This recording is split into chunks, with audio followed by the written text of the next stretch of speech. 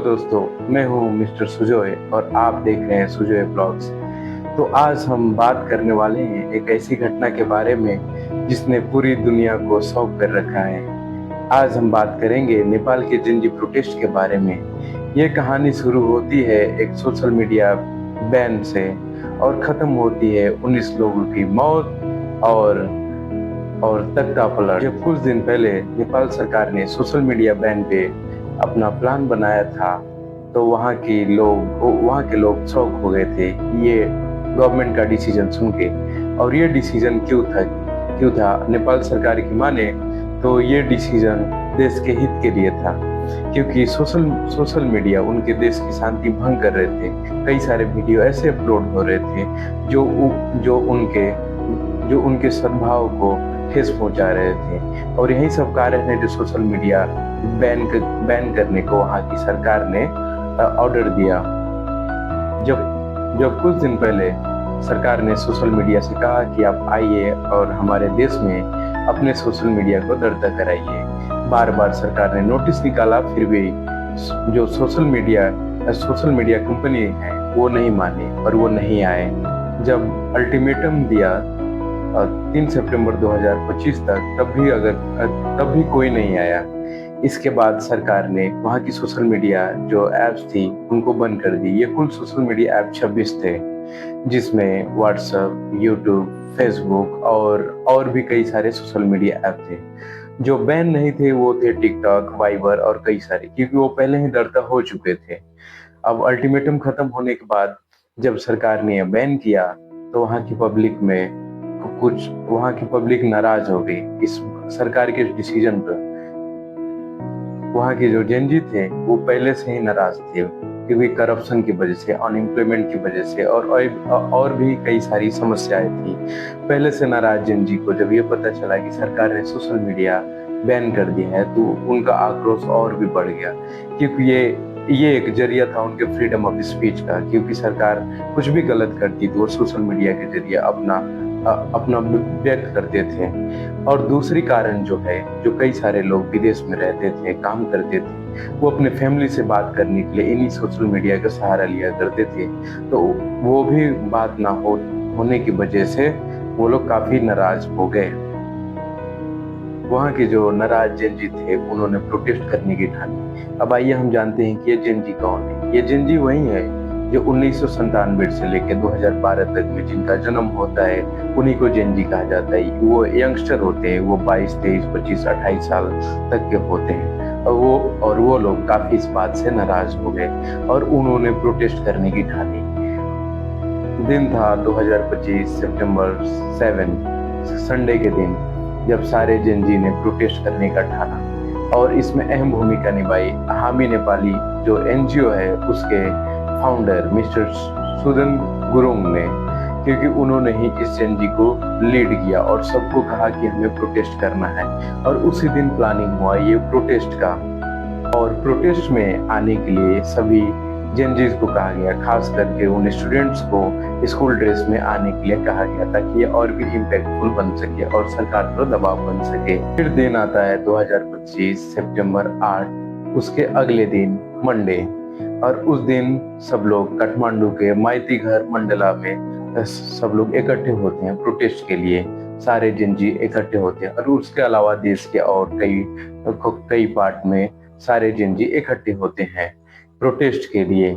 और वहां से उनका प्रोटेस्ट चालू होता है। ये प्रोटेस्ट एक नॉर्मल था, सिर्फ इसमें कुछ भी वायलेंस नहीं था। ये प्रोटेस्ट नॉर्मल चल रहा था।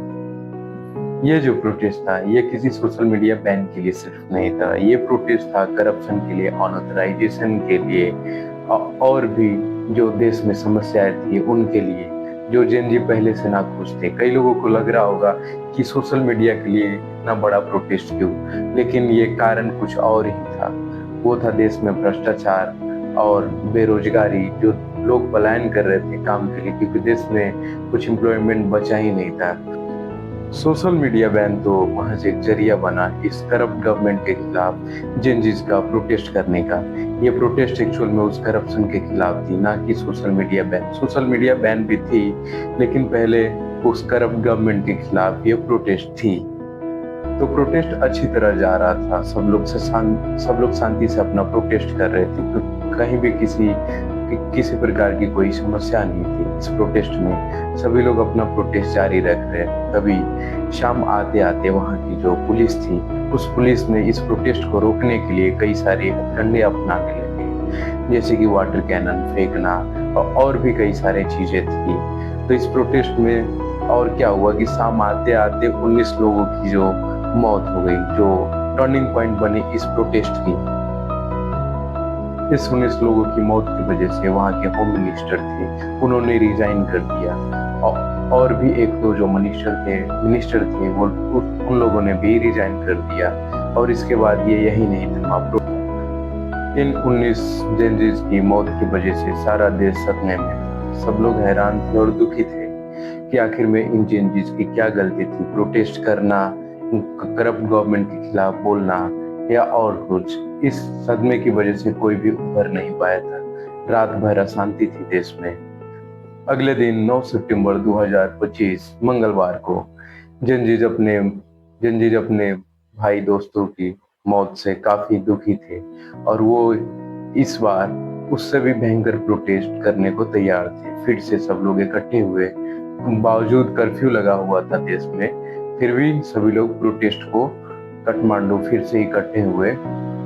इस बार प्रोटेस्ट इतना भयंकर हुआ कि ना पुलिस रोक सकी ना सेना रोक सकी। सभी लोगों ने सारे मंत्रियों के घर जला दिए, संसद भवन जला दिए, जो सिंह दरबार है जिसे प्राइम मिनिस्टर ऑफिस कहा जाता है उसे भी जला दिया, जो राष्ट्रपति भवन है उसे भी जला दिया, किसी को नहीं छोड़ा। दर्जनों सरकारी ऑफिसें जलाई गई, गाड़ियां जलाई गई, और जो प्राइवेट बिजनेस थे, जो प्राइवेट ऑर्गेनाइजेशन थे उन्हें भी जलाए गए, जिसमें से भाट बटेनी सुपरमार्केट और भी सीजे ग्रुप के ऑफिस, वो सब भी जलाए गए। और इतना ही नहीं, कई शहर के जो मेयर थे उनके भी घर जले, उनके ऑफिस जले, नगर पालिकाएं जली, मेयर और मंत्री जो भी मिलते उन्हें दौड़ा दौड़ा कर मारा गया। और ये भीड़ यूं ही आक्रोशित नहीं थी, ये पहले से दुखी थी।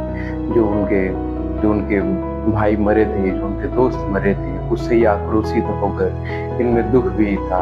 इसीलिए ये सारा अपना जो आक्रोश था वो इन सब चीजों को जलाकर, और जो भी नेता मंत्री मिलते उन्हें मारकर अपना जो दुख था उसे शांत कर रही थी।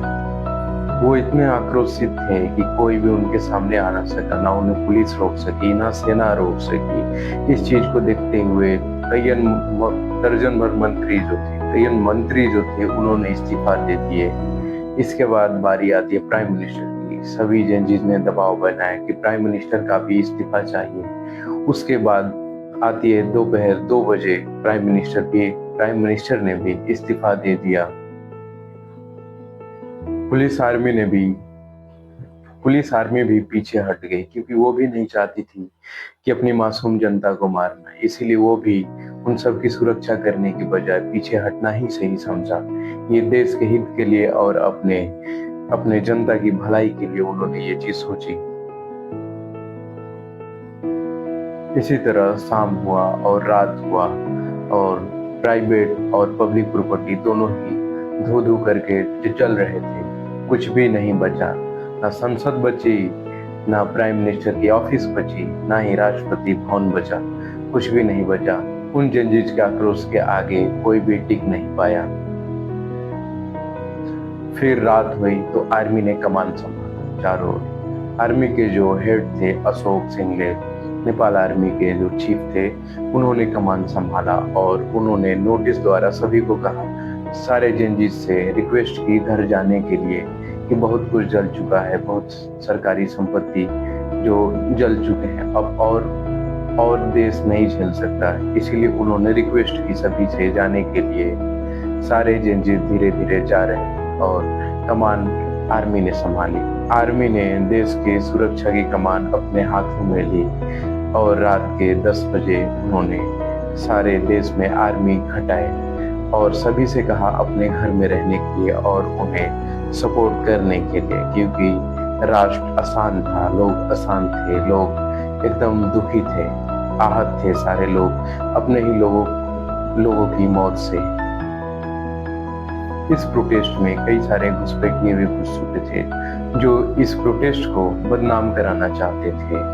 वो जगह जगह लूटपाट करते, कई सामान्य तोड़ते, प्राइवेट और पब्लिक प्रॉपर्टी को क्षति पहुंचाते और भी कई सारे ऐसे कार्य करते जिससे ये प्रोटेस्ट बदनाम हो जाए।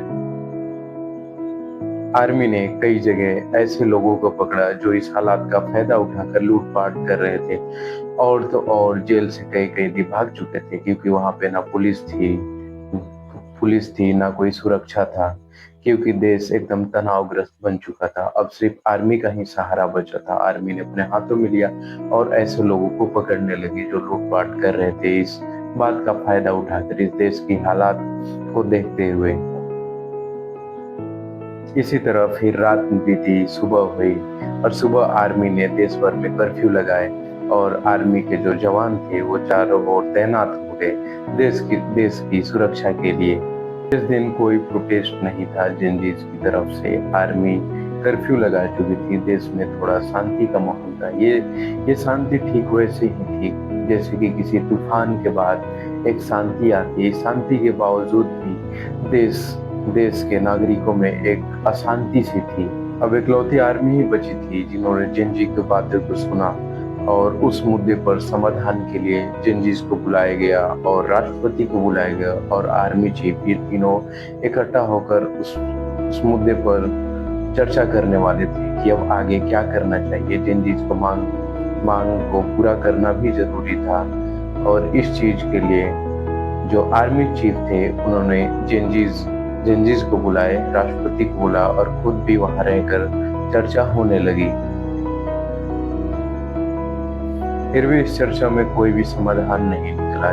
जेनजीज की तरफ से ये बात रखा गया कि इंटरिम सरकार बनाई जाए जो 6 महीने बाद इलेक्शन कराए। तो अब बात यहाँ थी कि इंटरिम प्राइम मिनिस्टर बने तो बने कौन। तो जेनजीज ने अपनी तरफ से सुशीला कार्की जो भूतपूर्व चीफ जस्टिस थी उनका नाम आगे बढ़ाया।